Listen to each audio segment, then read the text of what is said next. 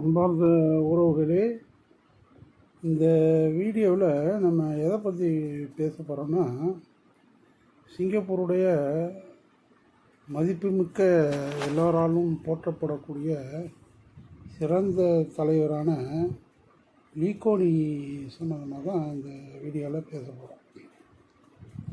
Lee Kuan you இளமை காலத்தை பற்றி பேசணுன்னா, சிங்கப்பூரில் பிப்ரவரி மாதம் 16ஆம் தேதி 1923 பிறந்திருக்கிறாரு. அவர் பார்த்திங்கன்னா சீன வம்சாவளியை சேர்ந்தவர்.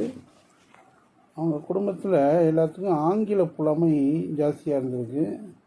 சிறு வயதிலிருந்தே ஒழுக்கம், தன்னம்பிக்கை உடையவராக இருந்திருக்கிறாரு. இளமை காலத்தில் சிங்கப்பூரில் ஸ்கூல் லைஃப் சிங்கப்பூரில் தான் படிச்சிருக்கிறாரு. புகழ்பெற்ற கல்லூரியில் புகழ்பெற்ற கல்விக்கூடத்தில் தான் சிங்கப்பூரில் படிச்சுட்டு செகண்ட் வேர்ல்டு வார் அந்த டயத்தில் நான் London School of Economics, Cambridge University லண்டனில் போய் படிக்கிறாரு. லண்டன்லேயே சட்டமும் படிச்சுட்டு சட்டப்படிப்பை முடித்து டிகிரியோட சிங்கப்பூருக்கு தன்னுடைய சட்டப்பணியை தொடர்கிறாரு. சிங்கப்பூரில் சிறந்த வழக்கறிஞரில் இவரும் ஒருவராக வழக்கறிஞர் பணியை தொடர்ந்து ஈடுபட்டு இருக்கிறார். அந்த காலத்தில் பார்த்திங்கன்னா தொழிலாளர் சங்கம் சார்ந்த வழக்குகளை எடுத்து சிறப்பாக நடத்தி வெற்றி கண்டார். அதனால் தொழிலாளர்கள் மகத்தில் அவருக்கு நல்ல ஒரு பேர் இருந்தது. அதுக்கு பிறகு 1954 இந்த மக்கள் செல்வாக்கு எல்லாம் இருக்கிறதுனால பீப்புள்ஸ் ஆக்ஷன் பார்ட்டி PAP அரசியல் கட்சியை நிறுவுகிறாரு. அதை ஏற்படுத்தி பிரிட்டிஷ் காலனியிலிருந்து விடுதலை பெறணும், பொருளாதார முன்னேற்றம், சமூக நீதி, இதுக்காக ரொம்ப குரல் கொடுக்குறாரு. அந்த நேரத்தில் தான் தேர்தல் வருது. 1989 வருஷம் நடந்த தேர்தலில் அவருடைய PAP பார்ட்டி வெற்றி பெற்று சிங்கப்பூருடைய தலைவராக தேர்ந்தெடுக்கப்படுறார், பிரதம மந்திரி ஆகிறார். அந்த நேரத்தில் பார்த்திங்கன்னா சிங்கப்பூர் பிரிட்டிஷ் காலனி ஆதிக்கத்தில் தான் இருக்குது. இது 1963 வருடம் சிங்கப்பூர் மலேசியாவுடன் இணைக்கப்படுது.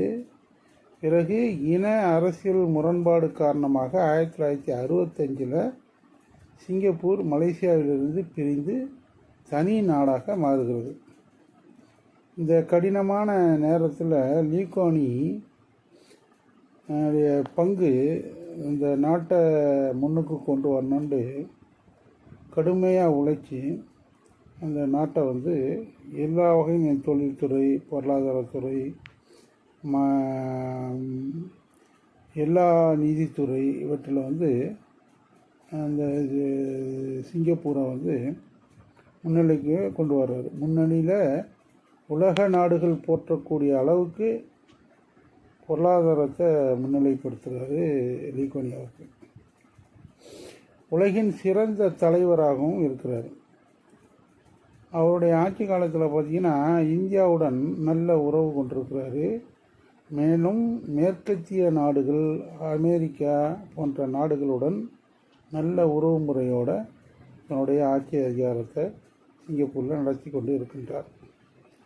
இந்த நிலையில் உலகின் முன்னணி வளர்ந்த நாடாக சிங்கப்பூரை மாற்றுறதுக்கு கடுமையாக உழைக்கிறாரு. வறுமை, வேலையின்மை இவற்றிலிருந்து சிங்கப்பூர் இவற்றிலிருந்து நீங்கி வளர்ந்த நாடாக சிங்கப்பூரை உருவாக்குறார்.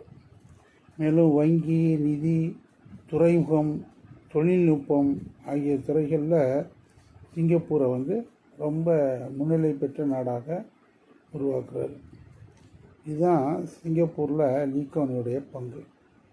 மேலும் என்ன பண்ணுறாருன்னா, சாதாரண மக்களுக்கும் சொந்த வீடு வேணும் அப்படிங்கிறதுனால ஒவ்வொரு சிட்டிசனுக்கும் ஒரு வீடு அப்படிங்கிற ஒரு கொள்கையை உண்டாக்கி 80% மக்களுக்கு அரசு வீடு கொடுக்கறதுக்கு ஏற்பாடு பண்ணுறார். கல்வியிலையும் மக்களுக்கு தாய்மொழி ஆங்கில கல்வி முன்னுரிமை கொடுத்து அந்தந்த அவங்கவுங்களுடைய தாய்மொழியில் கல்வி கற்கிற மாதிரி ஏற்பாடெல்லாம் பண்ணுறாரு.